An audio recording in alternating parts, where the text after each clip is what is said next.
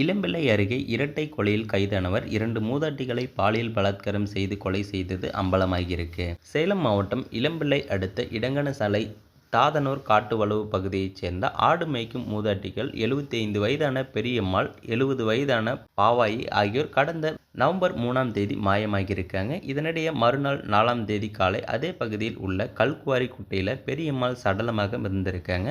தகவலின் பேரில் அங்கு விரைந்து வந்த போலீசார் பெரியம்மாளின் சடலத்தை மீட்டிருக்காங்க.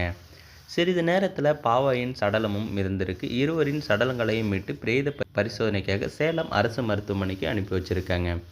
போலீசார் மேற்கொண்ட விசாரணையில் கருப்பூர் வெள்ளாளப்பட்டியைச் சேர்ந்த 55 வயதான ஐயனார் என்பவர் மீது சந்தேகம் எழுந்திருக்கு. தலைமறைவாக இருந்த அவரை சங்ககிரி அருகே உள்ள ஒருக்காமலை பகுதியில் கடந்த நவம்பர் 7ஆம் தேதி போலீசார் சுற்றி வளைச்சிருக்காங்க. அப்போது மகுடஞ்சாவடி எஸ்ஐ கண்ணன் என்பவரை தாக்கிவிட்டு தப்பி ஓட முயன்ற ஐயனாரை துப்பாக்கியால் போலீசார் சுட்டு பிடிச்சிருக்காங்க. விசாரணையில் அவர் 2 மூதாட்டிகளையும் கொலை செய்தது தெரிய வந்திருக்கு. மேலும் அவருக்கு உதவியாக இருந்த 52 வயதான பூபதி என்பவரையும் போலீசார் கைது செய்திருக்காங்க.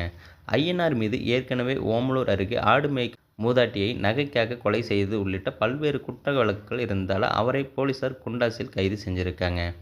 இந்த நிலையில் பெரியம்மாள், பாவாயி ஆகியோரின் மருத்துவ பரிசோதனை அடிப்படையில் மகுடஞ்சாவடி போலீசார் நேற்று முன்தினம் ஐயனார் மற்றும் பூபதியை நீதிமன்ற காவலில் எடுத்து விசாரணை நடத்தியிருக்காங்க.